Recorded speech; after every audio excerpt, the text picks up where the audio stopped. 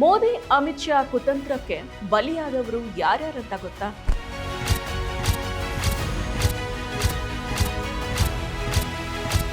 ತಪ್ಪೇ ಮಾಡದೆ ಮೋದಿ ಮತ್ತು ಅಮಿತ್ ಶಾ ಕುತಂತ್ರಕ್ಕೆ ಬಲಿಯಾದ ರಾಜಕಾರಣಿಗಳು ಇವರು. ನಮಸ್ಕಾರ, ADINA.comಗೆ ಸ್ವಾಗತ. ನಾನು ಸಪನ. ಪ್ರಧಾನಿ ಮೋದಿ ನೇತೃತ್ವದ ಬಿಜೆಪಿ ಕೇಂದ್ರದಲ್ಲಿ ಅಧಿಕಾರವನ್ನ ಹಿಡಿದ ಬಳಿಕ ಮೋದಿ ಸರ್ಕಾರ ಕೇಂದ್ರ ತನಿಖಾ ಸಂಸ್ಥೆಗಳಾದ ED, CBI, NIAಗಳನ್ನ ದುರ್ಬಳಕೆ ಮಾಡಿಕೊಳ್ತಾ ಇದೆ ಅನ್ನೋ ಆರೋಪಗಳು ಪದೇ ಪದೇ ಕೇಳಿ ಬರ್ತಾನೆ ಇದೆ. ಇದೀಗ AAP ನಾಯಕ ಅರವಿಂದ್ ಕೇಜ್ರಿವಾಲ್ ಪ್ರಕರಣದಲ್ಲಿ ಅದು ಮತ್ತೊಮ್ಮೆ ಸಾಬೀತಾಗಿದೆ. ಕೇಜ್ರಿವಾಲ್, ಮನೀಶ್ ಸಿಸೋಡಿಯಾ ವಿರುದ್ಧ ಬಿಜೆಪಿ ಸರ್ಕಾರ ಕೇಂದ್ರ ತನಿಖಾ ಸಂಸ್ಥೆಗಳನ್ನ ಛೂ ಬಿಟ್ಟು ಸುಳ್ಳು ಆಪಾದನೆಯನ್ನ ಮಾಡಿ ಜೈಲಿಗಟ್ಟಿತ್ತು ಅನ್ನೋದು ಸ್ಪಷ್ಟ ಆಗಿದೆ.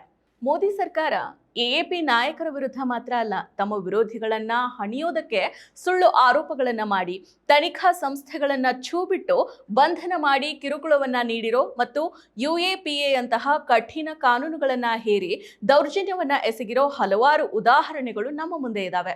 ದೆಹಲಿಯ ಅಬಕಾರಿ ನೀತಿ ರಚನೆಯಲ್ಲಿ ನಡೆದಿದೆ ಅಂತ ಆರೋಪಿಸಿ ಮೋದಿ ಸರ್ಕಾರ ತಾವೇ ನೇಮಿಸಿದ್ದ ದೆಹಲಿ ಲೆಫ್ಟಿನೆಂಟ್ ಗವರ್ನರ್ ವಿನಯ್ ಕುಮಾರ್ ಸಕ್ಸೇನಾ ಮೂಲಕ CBIಗೆ ದೂರನ್ನ ಕೊಟ್ಟಿತ್ತು. ಈ ಬೆನ್ನಲ್ಲೇ ದೆಹಲಿ ಮಾಜಿ ಮುಖ್ಯಮಂತ್ರಿ ಅರವಿಂದ್ ಕೇಜ್ರಿವಾಲ್ ಸೇರಿದಂತೆ 23 ಮಂದಿ ವಿರುದ್ಧ CBI ಮತ್ತು ED ಎರಡೂ ತನಿಖಾ ಸಂಸ್ಥೆಗಳು ಪ್ರಕರಣವನ್ನ ದಾಖಲು ಮಾಡಿದ್ವು. ಕೇಜ್ರಿವಾಲ್ ಅವರ ಬಲಗೈ ಬಂಟ ದೆಹಲಿಯ ಮಾಜಿ ಉಪಮುಖ್ಯಮಂತ್ರಿ ಮನೀಶ್ ಸಿಸೋಡಿಯಾ ಅವರನ್ನ ತನಿಖಾ ಸಂಸ್ಥೆಗಳು ಬಂಧನ ಮಾಡಿದ್ವು. ಬರೋಬ್ಬರಿ 2 ವರ್ಷಗಳ ಕಾಲ ಅವರನ್ನ ಯಾವುದೇ ವಿಚಾರಣೆ ಇಲ್ಲದೆ ಜೈಲಿನಲ್ಲಿಟ್ವು.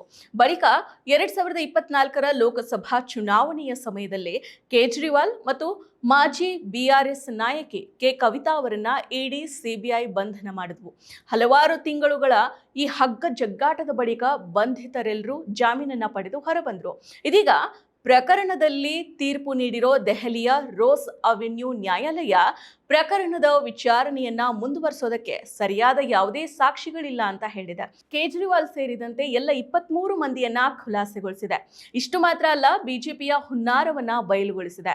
ಅದೇ ರೀತಿ ಜಾರ್ಖಂಡ್ ಮುಖ್ಯಮಂತ್ರಿ ಹೇಮಂತ್ ಸೋರೆನ್ ಅವರನ್ನ ಅಕ್ರಮ ಹಣ ವರ್ಗಾವಣೆ ಪ್ರಕರಣದಲ್ಲಿ 2024ರ ಜನವರಿಯಲ್ಲಿ ED ಬಂಧನ ಮಾಡಿತ್ತು. ಸೋರೆನ್ ಅವರು ಸುಮಾರು 5 ತಿಂಗಳುಗಳ ಕಾಲ ಜೈಲಿನಲ್ಲಿದ್ರು. ಆ ಬಳಿಕ ಅವರಿಗೆ 2024ರ ಜೂನ್ನಲ್ಲಿ ಜಾರ್ಖಂಡ್ ಹೈಕೋರ್ಟ್ ಜಾಮೀನನ್ನ ಕೊಡ್ತು. ಜೊತೆಗೆ ED ಸಮನ್ಸ್ ಅನ್ನ ಧಿಕ್ಕರಿಸಿದ್ದಕ್ಕಾಗಿ ದಾಖಲಿಸಲಾಗಿದ್ದ ಪ್ರಕರಣವನ್ನ ಸುಪ್ರೀಂ ಕೋರ್ಟ್ 2026ರ ಜನವರಿಯಲ್ಲಿ ರದ್ದುಗೊಳಿಸಿದೆ. ಆದ್ರೆ ಅಕ್ರಮ ಹಣ ವರ್ಗಾವಣೆ ಪ್ರಕರಣ ಇನ್ನೂ ಕೂಡ ಮುಂದುವರೆದಿದೆ. ಆದ್ರೂ ಸೋರೆನ್ ವಿರುದ್ಧ ಆರೋಪಗಳನ್ನ ಸಾಬೀತು ಮಾಡೋದಕ್ಕೆ ಯಾವುದೇ ಪುರಾವೆಗಳಿಲ್ಲ. ಅದೊಂದು ಸುಳ್ಳು ಪ್ರಕರಣ ಅಂತ ಸೋರೆನ್ ಅವರ JMM ಪಕ್ಷ ಹೇಳಿದೆ. ಹಾಗೇನೆ ಕರ್ನಾಟಕದ ಹಾಲಿ ಉಪಮುಖ್ಯಮಂತ್ರಿ DK ಶಿವಕುಮಾರ್ ಅವರನ್ನ ಅಕ್ರಮ ಹಣ ವರ್ಗಾವಣೆ ಪ್ರಕರಣದಲ್ಲಿ 2019ರ ಸೆಪ್ಟೆಂಬರ್ನಲ್ಲಿ ED ಬಂಧನ ಮಾಡಿತ್ತು. ಸುಮಾರು 50 ದಿನಗಳ ಕಾಲ ಅವರನ್ನ ತಿಹಾರ್ ಜೈಲಿನಲ್ಲಿ ಇರಿಸಲಾಗಿತ್ತು. ಆ ಬಳಿಕ ಅವರಿಗೆ ದೆಹಲಿ ಹೈಕೋರ್ಟ್ ಷರತ್ತುಬದ್ಧ ಜಾಮೀನನ್ನ ನೀಡಿ ಬಿಡುಗಡೆ ಮಾಡಿತು. ಆ ನಂತರ 2024ರ ಮಾರ್ಚ್ನಲ್ಲಿ DKಶಿ ವಿರುದ್ಧದ ಅಕ್ರಮ ಹಣ ವರ್ಗಾವಣೆ ಪ್ರಕರಣದಲ್ಲಿ ED ಯಾವುದೇ ಸಾಕ್ಷ್ಯ ಅಥವಾ ಆಧಾರಗಳನ್ನು ಒದಗಿಸಿಲ್ಲ ಅಂತ ಪ್ರಕರಣವನ್ನ ಸುಪ್ರೀಂ ಕೋರ್ಟ್ ರದ್ದುಗೊಳಿಸಿತು.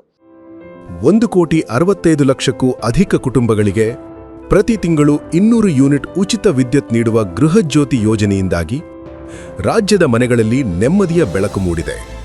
ವಿದ್ಯುತ್ ಬಿಲ್ ಹೊರೆ ತಪ್ಪಿ ಉಳಿತಾಯ ಮನೆ ಮಾಡಿದೆ. ನಾಡಿನ ಮನೆಗಳಲ್ಲಿ ಭರವಸೆ ಬೆಳಗುತ್ತಿದೆ. ನಾವು ನುಡಿದಂತೆ ನಡೆದಿದ್ದೇವೆ, ನಿಮ್ಮ ಪ್ರೀತಿ ವಿಶ್ವಾಸವನ್ನ ಉಳಿಸಿಕೊಂಡಿದ್ದೇವೆ. ಗ್ಯಾರಂಟಿ ಸರ್ಕಾರಕ್ಕೆ 1000 ದಿನಗಳು, ನನಸಾಗಿದೆ ಕೋಟಿ ಕನಸುಗಳು. DK ಶಿವಕುಮಾರ್ ಅವರನ್ನ ಬಿಜೆಪಿ ಸೆಳೆಯೋ ಭಾಗವಾಗಿನೇ ಅವರ ವಿರುದ್ಧ ED ಪ್ರಕರಣವನ್ನ ದಾಖಲು ಮಾಡಿತ್ತು ಅನ್ನೋ ಆರೋಪವನ್ನ ಕಾಂಗ್ರೆಸ್ ನಿರಂತರವಾಗಿ ಮಾಡಿದೆ. ಬಿಜೆಪಿಯ ಕೇಂದ್ರ ತನಿಖಾ ಸಂಸ್ಥೆಗಳ ದಾಳಿ ಮತ್ತು ಕಿರುಕುಳಕ್ಕೆ ಕೇವಲ ರಾಜಕೀಯ ನಾಯಕರುಗಳು ಮಾತ್ರ ತುತ್ತಾಗಿಲ್ಲ. ಪ್ರಮುಖ ಪತ್ರಕರ್ತರು, ಸಾಮಾಜಿಕ ಕಾರ್ಯಕರ್ತರು ಕೂಡ ಗುರಿಯಾಗಿದ್ದಾರೆ. ಅಂಥವರಲ್ಲಿ NDTV ಸಂಸ್ಥಾಪಕ ಪ್ರಣಯ್ ರಾಯ್ ಮತ್ತು ರಾಧಿಕಾ ರಾಯ್ ದಂಪತಿಗಳೊಬ್ಬರು. ಈ ದಂಪತಿಗಳ ವಿರುದ್ಧ ICICI ಬ್ಯಾಂಕ್ಗೆ 48 ಕೋಟಿ ನಷ್ಟ ಉಂಟು ಮಾಡಿದ ಆರೋಪದಡಿ 2017ರಲ್ಲಿ CBI ದಾಳಿಯನ್ನ ನಡೆಸಿತು. ED ಕೂಡ ಅಕ್ರಮ ಹಣ ವರ್ಗಾವಣೆ ಪ್ರಕರಣವನ್ನ ದಾಖಲು ಮಾಡಿತು. ಈ ದಾಳಿಯನ್ನ ಪತ್ರಿಕಾ ಸ್ವಾತಂತ್ರ್ಯದ ಮೇಲಿನ ದಾಳಿ ಅಂತ ಕರೆಯಲಾಯಿತು. ಆದಾಗ್ಯೂ ಪ್ರಕರಣವನ್ನ ದಾಖಲು ಮಾಡಿದ್ದ ಸಿಬಿಐ ಸ್ವತಃ 2024 ಅಕ್ಟೋಬರ್ನಲ್ಲಿ ರಾಯ್ ದಂಪತಿಗಳ ವಿರುದ್ಧದ ಪ್ರಕರಣದ ಸಾಬೀತಿಗೆ ಸಾಕಷ್ಟು ಪುರಾವೆಗಳಿಲ್ಲ, ಕಾನೂನಿನ ಉಲ್ಲಂಘನೆ ಕಂಡು ಬಂದಿಲ್ಲ ಅಂತ ಮುಕ್ತಾಯ ವರದಿಯನ್ನು ಸಲ್ಲಿಸಿತು. ಇದೇ ವರ್ಷದ ಜನವರಿಯಲ್ಲಿ ದೆಹಲಿ ನ್ಯಾಯಾಲಯ ರಾಯ್ ದಂಪತಿಗಳ ವಿರುದ್ಧದ ಪ್ರಕರಣವನ್ನ ರದ್ದುಗೊಳಿಸಿದೆ. ಹಾಗೇನೆ ನ್ಯೂಸ್ ಕ್ಲಿಕ್ ನ್ಯೂಸ್ ಪೋರ್ಟಲ್ ಮತ್ತು ಅದರ ಸಂಸ್ಥಾಪಕ ಪ್ರಬೀರ್ ಪುರಕಾಯಸ್ಥ ಅವರು ತಮ್ಮ ಸಂಸ್ಥೆಗೆ ಚೀನಾದಿಂದ ಹಣಕಾಸನ್ನ ಪಡೆದಿದ್ದಾರೆ ಅಂತ ಆರೋಪ ಮಾಡಿ ಅವರ ವಿರುದ್ಧ 2023ರಲ್ಲಿ UAPA ಆರೋಪದಡಿ NIA ಬಂಧನ ಮಾಡಿತು. ಅವರ ಬಂಧನವನ್ನ ಅಕ್ರಮ ಅಂತ ಕರೆದ ಸುಪ್ರೀಂ ಕೋರ್ಟ್ 2024ರಲ್ಲಿ ಜಾಮೀನನ್ನ ಕೊಡಿತು. ಅದೇ ರೀತಿ ಇದೇ ಆರೋಪದ ಮೇಲೆ ನ್ಯೂಸ್ ಕ್ಲಿಕ್ ಪತ್ರಕರ್ತ ಗೌತಮ್ ನವಲಾಖಾ ಅವರನ್ನ 2020ರಲ್ಲಿ ಬಂಧನ ಮಾಡಲಾಗಿತ್ತು. 24ರಲ್ಲಿ ಅವರಿಗೂ ಸುಪ್ರೀಂ ಕೋರ್ಟ್ ಜಾಮೀನನ್ನ ಕೊಡಿತು. ಇನ್ನು ಆಸಿಫ್ ಸುಲ್ತಾನ್, ಸಿದ್ದಿಕ್ ಕಪ್ಪನ್ ಸೇರಿದಂತೆ ಹಲವಾರು ಪತ್ರಕರ್ತರು ಬಿಜೆಪಿಯ ಕೈಗೊಂಬೆಗಳಾದ ಕೇಂದ್ರೀಯ ತನಿಖಾ ಸಂಸ್ಥೆಗಳ ದಾಳಿಗೆ ತುತ್ತಾಗಿದ್ದಾರೆ. ಜೈಲು ವಾಸವನ್ನ ಅನುಭವಿಸಿ ಜಾಮೀನನ್ನ ಪಡೆದು ಹೊರಬಂದಿದ್ದಾರೆ. ಸಾಮಾಜಿಕ ಕಾರ್ಯಕರ್ತರನ್ನು ಕೂಡ ಬಿಜೆಪಿ ಸರ್ಕಾರ ಗುರಿಯಾಗಿಸಿಕೊಂಡು ಕಿರುಕುಳವನ್ನ ಕೊಟ್ಟಿದೆ. ಮಾನವ ಹಕ್ಕುಗಳ ಹೋರಾಟಗಾರ್ತಿ ತೀಸ್ತಾ ಸೆಟಲ್ವಾಡ್ ಅವರನ್ನ ಗುಜರಾತ್ ದಂಗೆ ಸಂಬಂಧಿತ ಬಂಧಿಸಲಾಗಿತ್ತು. ಅವರು 2023ರಲ್ಲಿ ಜಾಮೀನನ್ನ ಪಡೆದು ಹೊರಬಂದ್ರು.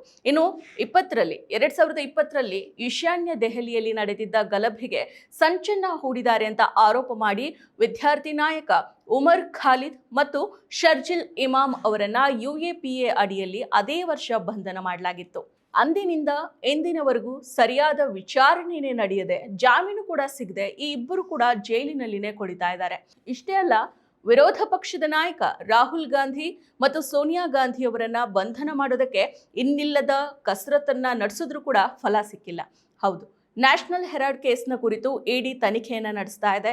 ಹಲವು ಬಾರಿ ಸಮನ್ಸನ್ನ ನೀಡಿ ಗುಮ್ಮ ಬಂತು ಗುಮ್ಮ ಅಂತ ಆಗಾಗ ED ವಿಚಾರಣೆಗೆ ಕರೆಯೋದು, ಪ್ರಕರಣದಲ್ಲಿ ಹುರುಳಿಲ್ಲ ಅನ್ನೋದು ಗೊತ್ತಿದ್ರೂ ಕೂಡ ಅವರ ಇಮೇಜ್ ಅನ್ನ ಹಾಳು ಮಾಡೋದಕ್ಕೆ EDಯನ್ನ ದುರುಪಯೋಗ ಮಾಡಿಕೊಳ್ಳಲಾಗ್ತಾ ಇದೆ. 2023ರಲ್ಲಿ ಗುಜರಾತ್ನ ಮಾನಹಾನಿ ಪ್ರಕರಣದಲ್ಲಿ ಶಿಕ್ಷೆಯನ್ನ ವಿಧಿಸಿದ್ದ ಹಿನ್ನೆಲೆ ರಾಹುಲ್ ಗಾಂಧಿಯ ಸದಸ್ಯತ್ವವನ್ನ ರದ್ದು ಮಾಡಿರೋದು, ಸಂಸದತ್ವ ರದ್ದಾದ ಬಳಿಕ ರಾಹುಲ್ ಗಾಂಧಿಗೆ ದೆಹಲಿಯ ಅಧಿಕೃತ ನಿವಾಸ ಖಾಲಿ ಮಾಡೋದಕ್ಕೆ ನೋಟಿಸ್ ಅನ್ನ ಕೊಡೋದು, ಆದಾಯ ತೆರಿಗೆ ಇಲಾಖೆಯಿಂದ ಕಾಂಗ್ರೆಸ್ ಮತ್ತು ಗಾಂಧಿ ಕುಟುಂಬದ ಹಣಕಾಸು ವ್ಯವಹಾರದ ಕುರಿತು ಪರಿಶೀಲನೆ, ಒಟ್ಟಾರೆಯಾಗಿ ಹೇಳ್ಬೇಕಂದ್ರೆ ವಿರೋಧದ ಧ್ವನಿಯನ್ನ ನಿಗ್ರಹಿಸೋ ಎಲ್ಲ ಕೆಲಸಗಳು ಮೋದಿ ಸರ್ಕಾರದಿಂದ ನಡೆದಿದೆ. ಒಟ್ಟಾರೆ ನರೇಂದ್ರ ಮೋದಿ ನೇತೃತ್ವದ ಕೇಂದ್ರ ಸರ್ಕಾರದ ಅವಧಿಯಲ್ಲಿ ಕೇಂದ್ರ ತನಿಖಾ ಸಂಸ್ಥೆಗಳ ಪಾತ್ರದ ಕುರಿತು ಗಂಭೀರ ಪ್ರಶ್ನೆಗಳು ಎದ್ದಿವೆ. ಇವು ಸ್ಪಷ್ಟವಾಗಿದ್ದಾವೆ. ಅರವಿಂದ್ ಕೇಜ್ರಿವಾಲ್, ಹೇಮಂತ್ ಸೋರೆನ್, DK ಶಿವಕುಮಾರ್ ಸೇರಿದಂತೆ ಹಲವಾರು ರಾಜಕೀಯ ನಾಯಕರು ಹಾಗೇನೆ ಪತ್ರಕರ್ತರು ಮತ್ತು ಸಾಮಾಜಿಕ ಹೋರಾಟಗಾರರು ತನಿಖೆ ಮತ್ತು ಬಂಧನಗಳನ್ನು ಎದುರಿಸಿದ ಬಳಿಕ ನ್ಯಾಯಾಲಯಗಳಲ್ಲಿ ಖುಲಾಸೆ ಅಥವಾ ಪ್ರಕರಣ ರದ್ದಾಗ್ತಾ ಇರೋದು ಗಮನಾರ್ಹ ಬೆಳವಣಿಗೆ ಆಗಿದೆ. ಆರೋಪಗಳು ನಿಜವಾಗಿರಲಿ ಅಥವಾ ರಾಜಕೀಯ ಪ್ರೇರಿತವಾಗಿರಲಿ, ಅಂತಿಮ ಸತ್ಯವನ್ನ ನಿರ್ಧಾರ ಮಾಡೋದು ನ್ಯಾಯಾಲಯಗಳೇ. ಆದರೆ ಪದೇ ಪದೇ ಸಾಕ್ಷಿಗಳ ಕೊರತೆಯಿಂದ ಪ್ರಕರಣಗಳು ಕುಸಿತಾ ಇರೋದು ಹಲವು ಸಂಶಯಗಳಿಗೆ ಕಾರಣ ಆಗ್ತಾ ಇದೆ. ಪ್ರಜಾಪ್ರಭುತ್ವದಲ್ಲಿ ವಿರೋಧದ ಧ್ವನಿಯನ್ನ ತನಿಖಾ ಪ್ರಕ್ರಿಯೆಗಳ ಮೂಲಕ ನಿಗ್ರಹಿಸುವ ಆರೋಪಗಳು ಮರುಕಳಿಸ್ತಾ ಇದ್ರೆ ಅದರ ಬಗ್ಗೆ ಸಾರ್ವಜನಿಕ ಚರ್ಚೆ ಮತ್ತು ಪಾರದರ್ಶಕತೆ ಅಗತ್ಯ ಆಗಿದೆ. ನ್ಯಾಯ ಮತ್ತು ಕಾನೂನು ಪ್ರಕ್ರಿಯೆಗಳು ರಾಜಕೀಯ ಪ್ರಭಾವದಿಂದ ಮುಕ್ತ ಆಗಿರಬೇಕು ಅನ್ನೋದು ಪ್ರಜಾಪ್ರಭುತ್ವದ ಮೂಲ ಆತ್ಮ.